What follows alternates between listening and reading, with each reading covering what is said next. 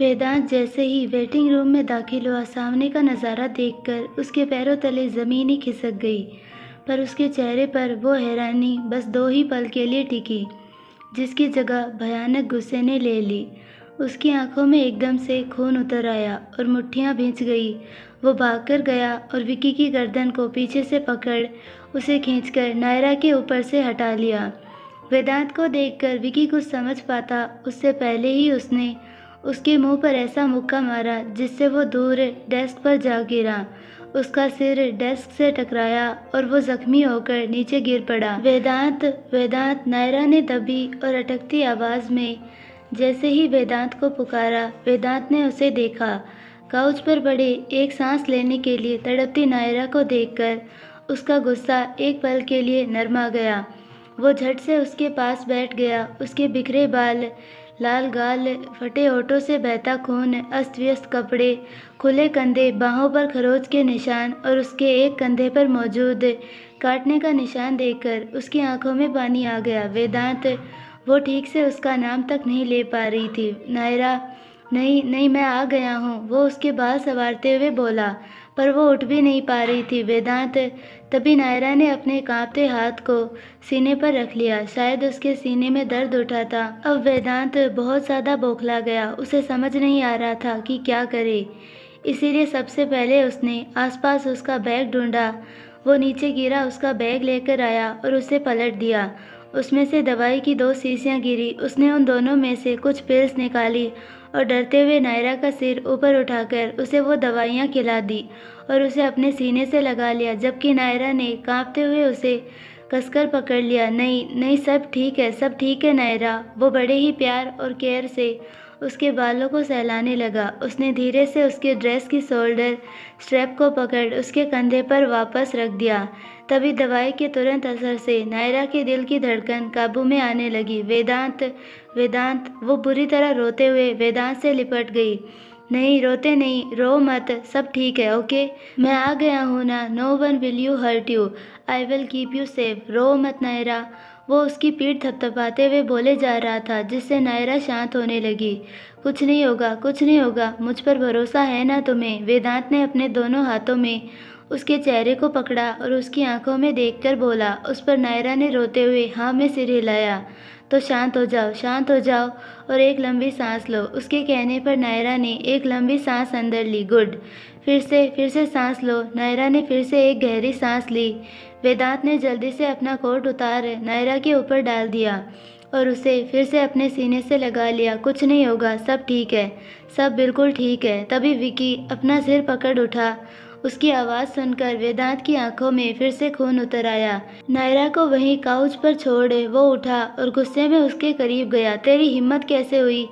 वेदांत ने उसे गर्दन से पकड़ उठाया और सीधा उसके मुंह पर गुस्से मारने लगा। विकी ने जैसे ही वेदांत का हाथ रोका, उसने उसके सीने पर इतनी जोर से लात मारी कि वो वेटिंग रूम का कांच तोड़ बाहर गिर गया।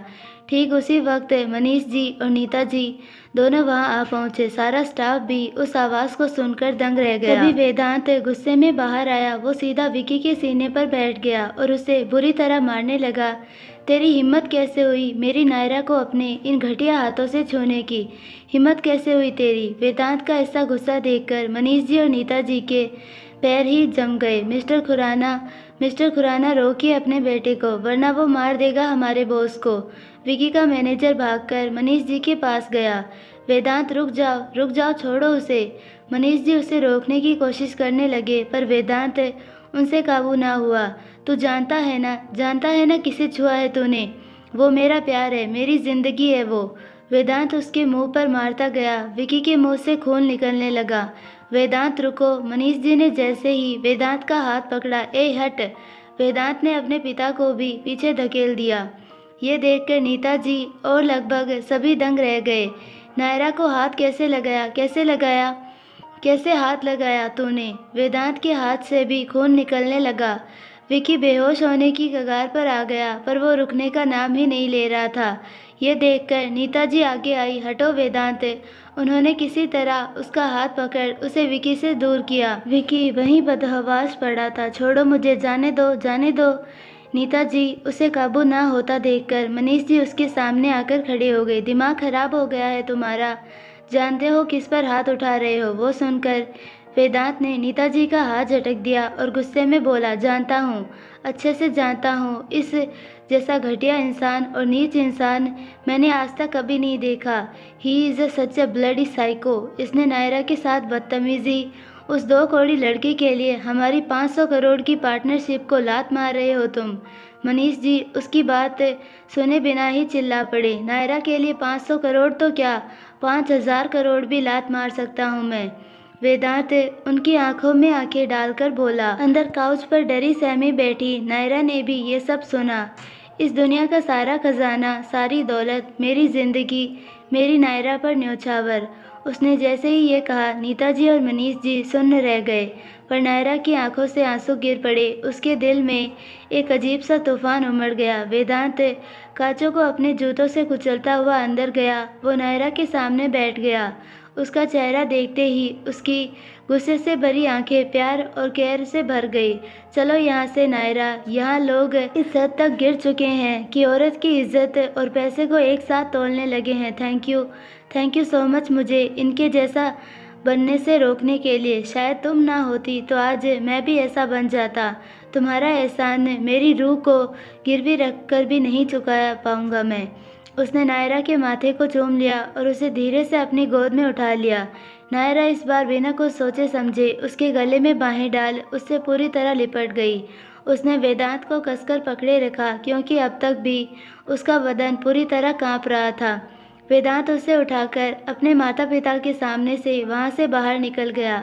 उसके रास्ते में जब विकी आया तो उसने उसे लात मारकर दूर कर दिया और वहाँ से चला गया। हमें ये सब रोकना होगा नीता जी, वरना इस लड़की की वजह से वेदांत सब कुछ खो देगा। नीता जी उनकी बातों से शायद सहमत थी।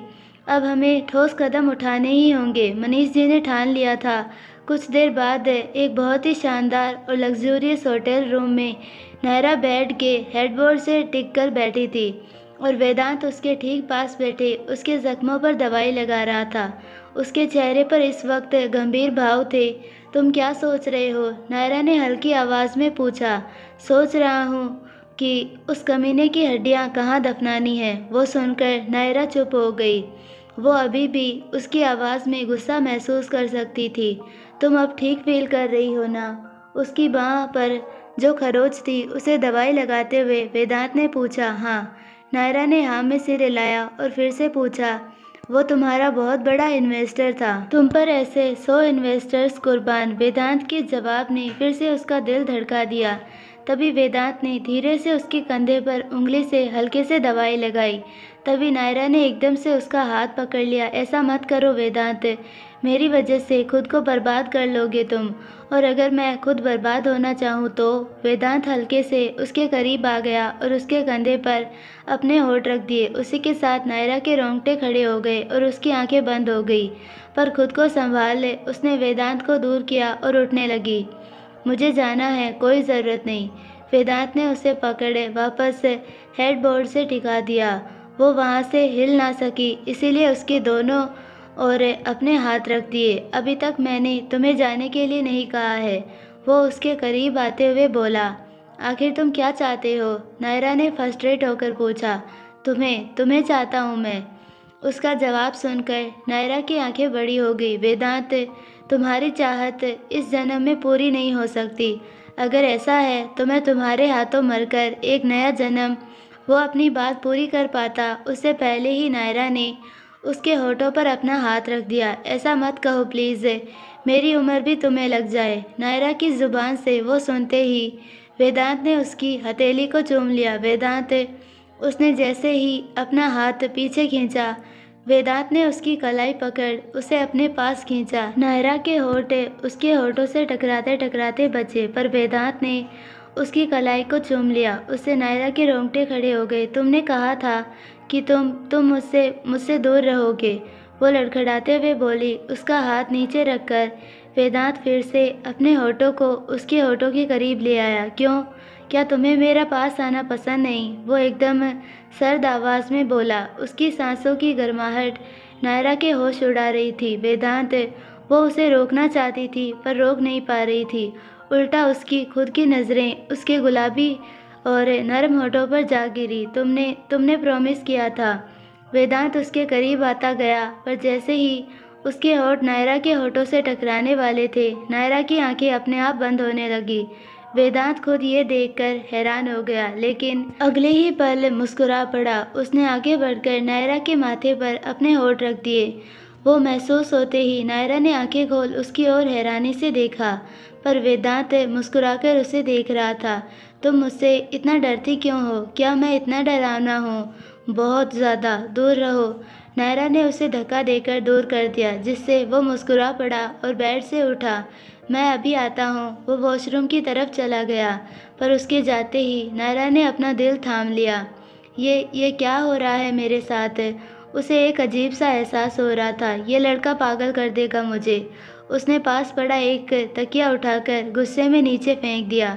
देर रात हो गई थी। आर्यन, आरव और रुद्र तीनों परेशान बैठे थे। तभी वेदांत बेडरूम से बाहर आया और सोफे पर जाकर बैठ गया। काफ़ी परेशान लग रहा था। क्या वो ठीक है? रुद्र ने उससे पूछा। लगता तो है। होप सुबह तक होश आ जाए, वेदांत ने कहा। अच्छा हुआ कि वहाँ अमन मौजूद था और उसने नायरा को संभाल लिया, वरना बहुत बड़ी मुश्किल हो जाती। आरव ने जैसे ही कहा, वेदांत के भावों में बदलाव आया। थैंक्स टू हिम, उसने नायरा को कंट्रोल किया, वरना दिक्कत हो जाती। आर्यन ने फिर से कहा। उसके चेहरे के भाव पहचाने रुद्र ने तुरंत पूछा, आर यू ओके वेदांत? हाँ, उसने बस हाँ में सिर हिला दिया। नायरा के लिए परेशान हो? आर्यन ने पूछा। गुस्सा हूँ। गुस्सा? वेदांत की बात सुनकर आरव भी हैरान था। गुस्सा कि जब ज़रूरत थी तब मैं नायरा के पास क्यों नहीं था? पहले ही मैंने बहुत देर कर दी है और अब फिर से। वेदांत बहुत परेशान था। इसका तो एक ही उपाय है, आरव बोला। उपाय? रेमेडी, रुद्र बोला। खुद को नायरा के इतने करीब कर लो कि जब उसे तुम्हारी ज़रूरत हो उसके पास रह सको। आर्यन की बात सुनकर वेदांत की आंखें फैल गई। अभी भी प्यार करते हो ना उससे? आरव ने पूछा। अभी भी से क्या मतलब है तुम्हारा? मेरा प्यार है उसके बदन का मोहताज नहीं है आरव। किसी घटिया इंसान ने उसे छुआ है, ये जानकर मेरा प्यार कभी डगमगा नहीं सकता। मैं कल भी उससे प्यार करता था और अब भी और ज़्यादा करता हूँ। वेदांत उठकर खड़ा हो गया। ये देखकर बाकी तीनों भी उठकर खड़े हो गए। अगर ऐसा है तो उसे अपना बनाओ, रुद्र ने उसके कंधे पर हाथ रखकर कहा। हाँ वेदांत, तुम्हें उसे जीतना होगा, आर्यन ने भी कहा। मैं ऐसा नहीं करना चाहता।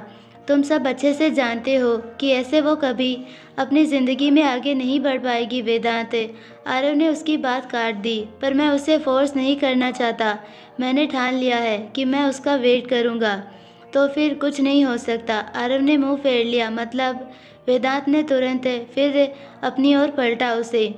हम सब उसे बचपन से जानते हैं वेदांत। वो खुद से कभी नहीं आएगी तुम्हारे पास, और ये बात तुम भी बहुत अच्छे से जानते हो। आरव उसके कंधों को पकड़कर बोला।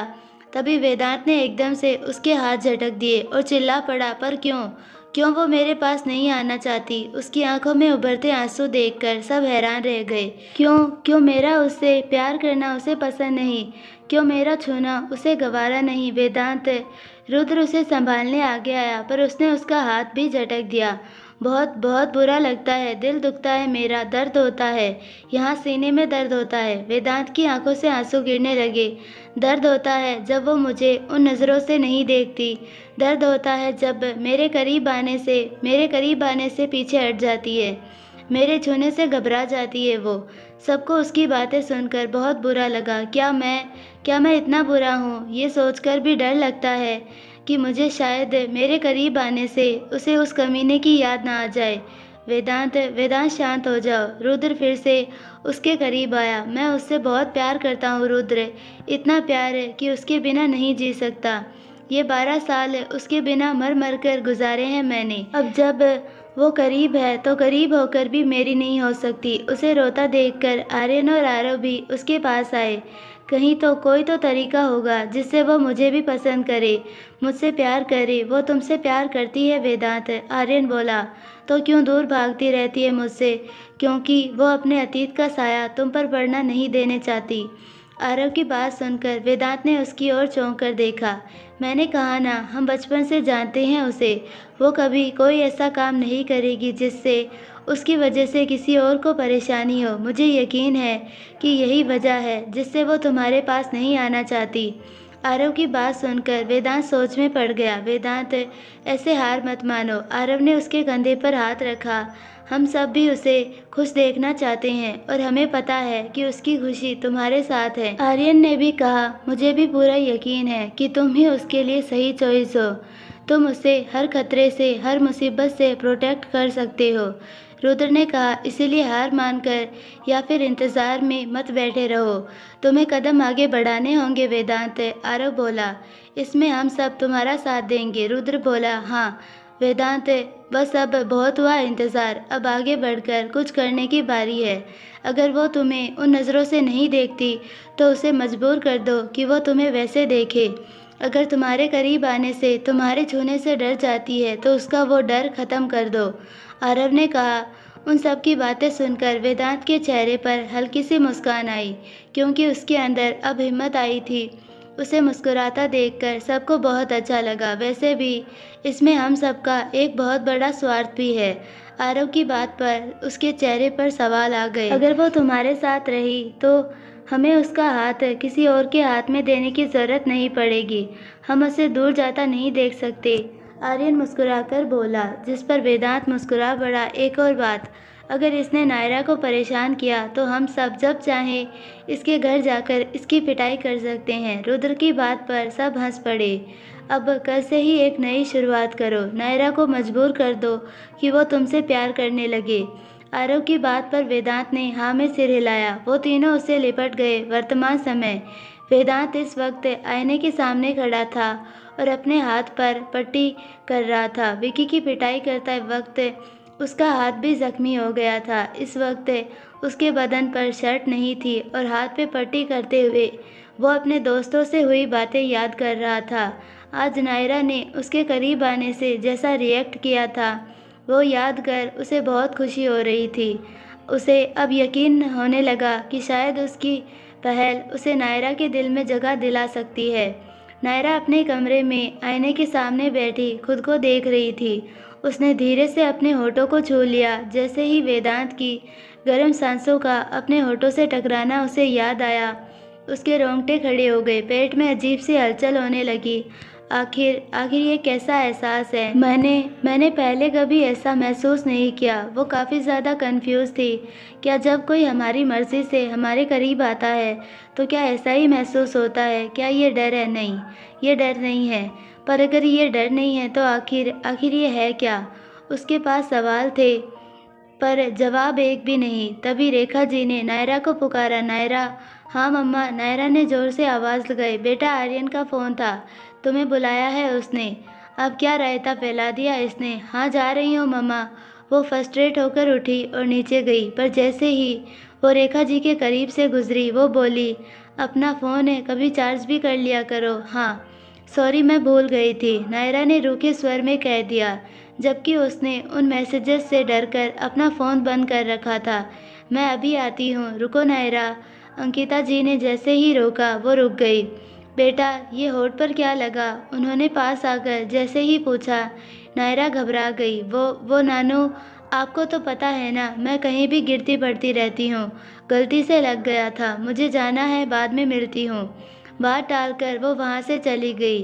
रेस्टोरेंट का दरवाज़ा खोले वो अंदर दाखिल हुई। Guys surprise! एक तेज़ आवाज़ के साथ पूरे हॉल में फूलों, गुब्बारों और कन्फेटी की बारिश हो गई। स्प्रे कैन से रंगीन फोम चारों तरफ उड़ने लगा और सारे दोस्त एक साथ नायरा के सामने आ टपके। इस सब से नायरा चौंक गई, लेकिन उसकी आंखों में खुशी और हैरानी साफ झलक रही थी, क्योंकि उसके सारे दोस्त मुस्कुरा रहे थे। पीछे खड़ा अमन हर तरफ फोम उड़ा रहा था। सारा माहौल खुशी वाला हो गया था। ये सब आखिर क्या हो रहा है? नायरा ने पूछा। तभी आर्यन और माया दोनों एक साथ उसके सामने आकर खड़े हो गए। उसी के साथ सब शांत हो गए। यह हमारी सगाई का पहला कार्ड तुम्हारे लिए। आर्यन ने एक सुंदर सा कार्ड नायरा की ओर बढ़ाया। सगाई?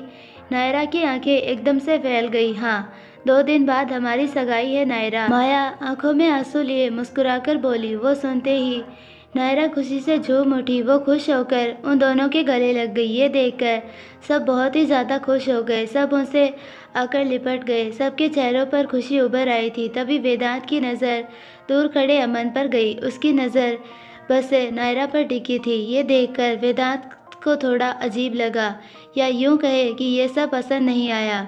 इधर शालिनी अपने ऑफिस की लॉबी में जैसे ही आई, उसे वहाँ खड़ी नायरा नज़र आ गई। उसे देखकर वो एकदम से रुक गई, पर नायरा दूर से ही उसे देखकर मुस्कुरा कर हाथ हिला रही थी। आज उसके साथ अमन भी था। कुछ देर बाद अमन और नायरा दोनों उसी ऑफिस के कैफेटेरिया में शालिनी के साथ बैठे थे। माहौल में अजीब सी शांति छाई हुई थी।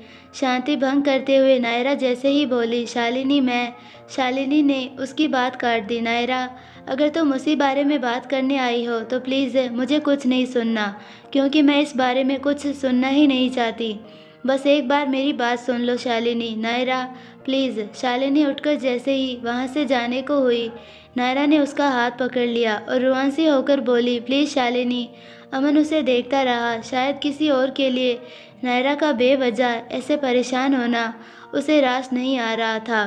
प्लीज़ मेरी बात सुन लो, बस 2 मिनट रुक जाओ, नायरा ने बहुत ज़्यादा रिक्वेस्टिंग टोन में कहा, जिससे शालिनी वापस बैठ गई।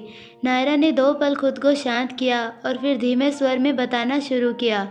जब मैंने अमित को तुम पर हाथ उठाते देखा, तब मैं समझ गई थी कि वो एक बहुत ही घटिया इंसान है। कुछ दिन पहले मैं साइकेट्रिक हॉस्पिटल में जाकर उसकी दूसरी वाइफ से मिली। वो लड़की तो किसी को कुछ बताने की हालत में भी नहीं है, पर उसकी पहली बीवी, मैं उससे जाकर मिली, तब पता चला कि वो एक जानवर से भी बदतर है। शालिनी ने हैरानी से उसकी ओर देखा। उसने मुझे अमित के बारे में काफ़ी चीज़ें बताई है। शालिनी प्लीज़, तुम हो सके तो इसमें जो रिकॉर्डिंग है उसे सुन लेना, कुछ डॉक्यूमेंट्स भी है इसमें। नायरा ने एक पेन ड्राइव शालिनी की ओर खिसका दिया। मुझे पूरा यकीन है कि ये सब देखने और सुनने के बाद तुम खुद के लिए सही फैसला ले सकोगी। वो उठकर खड़ी हो गई। ये देखकर अमन भी उठा। जब मेरी बात उसकी पहली बीवी से होगी, या फिर जब वो मुझे कुछ भी बताने की हालत में होगी, मैं जाकर उसका मैसेज भी तुम तक पहुंचाऊंगी। तब तक अपना ख्याल रखना शालिनी। इतना कहकर वो आगे बढ़ी, पर तभी रुक गई और पलटकर बोली, और हाँ प्लीज़ प्लीज़ तब तक ज़िंदा रहना। ये सुनते ही शालिनी के मन में अजीब सी हलचल हुई। इतना कहकर नायरा वहाँ से चली गई। तभी अमन उसके पास आया और बोला, आज तक लड़कियों को एक दूसरे की चुगली करते और एक दूसरे से जलते देखा है। ये पहली बार है जब किसी लड़की की आंखों में दूसरी लड़की के लिए आंसू आए हैं। बेहतर होगा कि तुम अभी अपनी उलझी ज़िंदगी को संवार लो, कहीं ऐसा ना हो कि एक दिन सब कुछ खो बैठो। वो भी ये कहकर वहाँ से चला गया, पर शालिनी उस पेन ड्राइव को घूरती रही। अमन भागकर बाहर नायरा के पास आया। नायरा, तुमने फैसला उस पर छोड़ दिया। हाँ, पर अगर उसने कोई गलत फैसला लिया तो? ये सुनकर नायरा के कदम रुक गए और उसने पलटकर देखा। अगर उसने कोई गलत फैसला लिया तब भी मैं उसकी मदद करूँगी, तब तक जब तक वो सही फैसला नहीं ले लेती। इतना कहकर वो फिर से आगे बढ़ गई। क्या सच में तुम वही हो जिसने, क्या तुम सच में किसी का बुरा कर सकती हो? अमन वही खड़ा सोचता रहा। अगली शाम में माया का आलीशान बंगला रंग बिरंगी रोशनी और फूलों से सजा हुआ था। बंगले के गेट पर स्वागत के लिए खूबसूरत तोरण बनाए गए थे। गेट के दोनों ओर रोशनी में नहाए हुए बांसुरी बजाते हुए कलाकार खड़े थे। अंदर आते ही हॉल में बड़े झूमर और सफ़ेद गुलाबी पर्दों की सजावट थी। पूरा माहौल किसी राजमहल जैसा महसूस हो रहा था। हॉल के बीचों बीच एक खूबसूरत मंडप बना हुआ था, जो सफ़ेद और सुनहरे फूलों से सजाया गया था। चारों ओर कैंडल लाइट्स और छोटी छोटी लाइटों से चमकता मंडप हर किसी का ध्यान खींच रहा था। साइड में एक बड़ा सा फोटो वॉल बनाया गया था, जिसमें माया और आर्यन की तस्वीरें लगी थी। मेज़ों पर सफ़ेद और गोल्डन कपड़े डाले गए थे, जिन पर फूलों के छोटे छोटे गुलदस्ते रखे थे। माया और आर्यन दोनों के माता पिता मेहमानों के स्वागत में लगे थे। आर्यन ने आज क्लासिक गोल्डन शेरवानी पहनी थी, जिसमें हाथ से मोतियों की सुंदर कढ़ाई की गई थी। उसके शोल्डर पर नीले रंग का दुपट्टा लटका हुआ था और उसने मोती और कुंदन से जड़ी एक रॉयल माला पहनी थी। उसकी शेरवानी में एक बारीक ब्रोंज भी लगा हुआ था। आज उसका व्यक्तित्व एक राजकुमार जैसा लग रहा था। उसके तीनों दोस्त उसी के इर्द गिर्द थे। उन तीनों ने भी ब्लैक कलर की चमचमाती सुंदर शेरवानियाँ पहनी थी, जिसमें गुलाबी रंग का काम किया गया था। उनके गले में गुलाबी रंग के दुपट्टे थे। सब ने एक ही रंग की शेरवानी पहनी थी, पर सबका पैटर्न अलग अलग था और हर एक पर वो बखूबी जच रहा था। आर्यन मंडप के पास ही खड़ा माया का बेसब्री से इंतज़ार कर रहा था। वो बार बार अपनी घड़ी देख रहा था। आसपास के मेहमानों का शोर और हलचल थी, लेकिन आर्यन का पूरा ध्यान गेट पर टिका हुआ था। उसे ऐसे देखकर आरव, वेदांत और रुद्र की आंखों में शरारत उभर आई। आरव हंसते हुए बोला, अरे वाह, देखो हमारा दोस्त पहले से ही बेचैन हो रहा है। माया अभी आई भी नहीं और इसका ऐसा हाल है। मुझे तो डर है कहीं माया ने अपने फैसले पर दोबारा सोचने का मन तो नहीं बना लिया। वेदांत जानबूझकर चेहरे पर गंभीरता लाते हुए बोला, जिस पर आर्यन ने गुस्से में उसकी ओर देखा। तुम लोगों को कोई और काम नहीं है क्या? बस मेरे मज़े लेने के लिए आ जाते हो। उस पर रुद्र हंसते हुए बोला, अरे क्या करें, तुम इतना अच्छा एंटरटेनमेंट प्रोवाइड करते हो, इसीलिए तुम्हें छोड़ने का मन ही नहीं करता। वैसे इतने परेशान क्यों हो?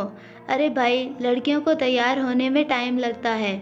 आर्यन गुस्से में बोला, तुम लोगों को पता है वो टाइम पर ही आएगी, पर हाँ, अगर तुम तीनों अपनी फालतू बातें बंद नहीं करोगे तो। तभी वेदांत उसकी बात काटते हुए बोला, तो क्या करोगे? हमें यहाँ से भगा दोगे? अरे भाई, हम आपके दोस्त हैं, खासकर आपकी ये बेचैनी ही तो देखने आए हैं।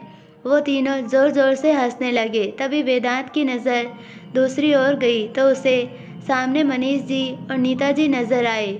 उन्हें देखते ही उसके चेहरे की रंगत उड़ गई, पर तभी उसे उनके साथ मीनाक्षी जी दिखी। उन्हें देखते ही चारों दोस्त भागकर गए और उनसे लिपट गए। दादी भी सबसे मिलकर बहुत खुश हुई। मैं आज बहुत खुश हूँ, आखिर मेरा एक बच्चा आज सूली जो चढ़ने वाला है। दादी आप भी, come on, it's not fair. Aryan का मुंह बन गया। चल अब मुंह मत फुला, वो देख तेरी होने वाली बीवी आ रही है। दादी ने जैसे ही कहा, आर्यन ने तुरंत पलटकर देखा। सामने वाले फूलों से सजे रास्ते पर से नायरा, शिवानी और काव्या माया को लेकर आ रही थी। माया को देखते ही आर्यन की नज़रें उस पर टिक गई। माया ने सुनहरे रंग का लहंगा पहना था, माथे पर नीले रंग का लंबा सा दुपट्टा ओढ़ा हुआ था, जिसके नीचे से उसके बाल सामने की तरफ आ रहे थे। बदन पर नीले रंग के कुंदन के गहने ऐसे लग रहे थे मानो उसके बदन को नीलम से सजा दिया गया हो। झुकी पलकें उसकी खूबसूरती को और निखार रही थी। उसके चेहरे पर एक हल्की सी मुस्कान थी, लेकिन आंखों में थोड़ी झिझक भी थी। उसे देख उसके माता पिता की आंखें भर आई, जबकि आर्यन के माता पिता ने जल्दी से आगे आकर उसकी नज़र उतार ली। क्या मैं सच में इतना खुशकिस्मत हूँ कि माया फिर से मेरी ज़िंदगी में लौट आई? क्या इस बार मैं सच में, हम दोनों हमेशा के लिए एक होने वाले हैं? क्या मेरा सपना सच होने वाला है? आर्यन के मन में ये सुंदर सवाल चल रहे थे। जैसे ही माया ने उसकी तरफ देखा, वो हल्का सा मुस्कुरा दिया। दोनों के बीच नज़रों का एक खास पल गुजरा, मानो दुनिया थम सी गई हो। ठीक उसी वक्त एक ही जगह पर आर्यन के अलावा और 3 लोगों की नज़रें मानो जम सी गई थी। नायरा ने एक बहुत ही सिंपल ब्लैक कलर का लहंगा पहना था, जिस पर गुलाबी कढ़ाई की गई थी। उसके खुले बाल, चुनिंदा गहने, ढेर सारी चूड़ियाँ, हल्का मेकअप और मुस्कान उसे बेहद आकर्षक बना रहे थे। पर इस सबसे खास कुछ और था, और वो थी उसकी आंखें। उसकी खूबसूरत ब्राउन आंखें बहुत ही प्यारी लग रही थी। वेदांत की नज़र नायरा पर पड़ते ही वो अपनी जगह पर जम सा गया। मीनाक्षी जी ने वेदांत की ओर देखा तो उसे देखकर मुस्कुरा पड़ी। नायरा ने हंसते हुए माया के कान में कुछ कहा और वेदांत की नज़रें उससे हट ही नहीं पाई। तभी मीनाक्षी जी उसे कौनी मारते हुए शरारती लहजे में बोली, बेटा नज़रें हटा लो, ज़्यादा घूरोगे तो पता चल जाएगा कि तुम भी फंस चुके हो। जिस पर वेदांत झेपते हुए बोला, ऐसा कुछ नहीं है दादू। काव्या ने भी ब्लैक लहंगा पहना था जिसमें हल्की मिरर वर्क की गुलाबी रंग के साथ कढ़ाई थी। उसके हाथों में खनकती चूड़ियाँ और खुले बालों में सजे फूल उसकी खूबसूरती को बढ़ा रहे थे। जैसे ही वो हंसते हुए माया के साथ मंडप की ओर बढ़ी, आरव की नज़रें उसकी हर हरकत पर टिक गई। उसी वक्त काव्या ने भी आरव की ओर देखा और हल्का सा मुस्कुरा दी, जिस वजह से आरव भी हल्का सा मुस्कुराया। शिवानी ने भी एक ब्लैक लहंगा पहना था जिसका दुपट्टा गुलाबी था। वो उसे एक राजकुमारी जैसा लुक दे रहा था। हंसी और चंचलता से वो पूरी तरह जगमगा रही थी। रुद्र ने जैसे ही उसे देखा, उसके दिल में कुछ हलचल सी हुई। क्या ये वही शिवानी है जो हमेशा सबसे बहस करती रहती है? आज ये इतनी अलग और इतनी खूबसूरत क्यों लग रही है? शिवानी ने शरारती अंदाज में रुद्र की तरफ देखकर आंख मारी और रुद्र मुस्कुराते हुए अपनी जेब पर छुपाने की कोशिश करने लगा। लगता है यहाँ एक नहीं 4-4 विकेट गिरी है। मीनाक्षी जी हंस पड़ी, जबकि मनीष जी और नीता जी नायरा को देखकर कुछ खास खुश नहीं लग रहे थे। बस अब बहुत हुआ। आज मैं इस लड़की को हमेशा के लिए अपने बेटे की ज़िंदगी से निकाल फेंकूंगा। मनीष जी गुस्से में फुसफुसाए। मनीष जी, क्या ये सब करना ज़रूरी है? नीता जी बोली। क्यों, आपको डर लग रहा है? नहीं, लेकिन क्या आपको अपना बेटा वापस नहीं चाहिए? मैं उसके बिना नहीं रह सकती। तो बस समझ लीजिए कि जब तक ये लड़की ज़िंदा है, हमारा बेटा हमारा कभी नहीं हो सकता।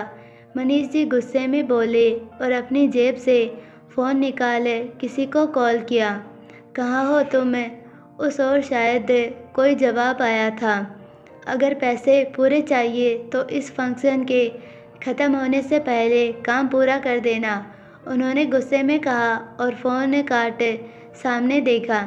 रुद्र, आरव और वेदांत अब आर्यन को स्टेज पर लाकर माया के सामने खड़ा कर चुके थे।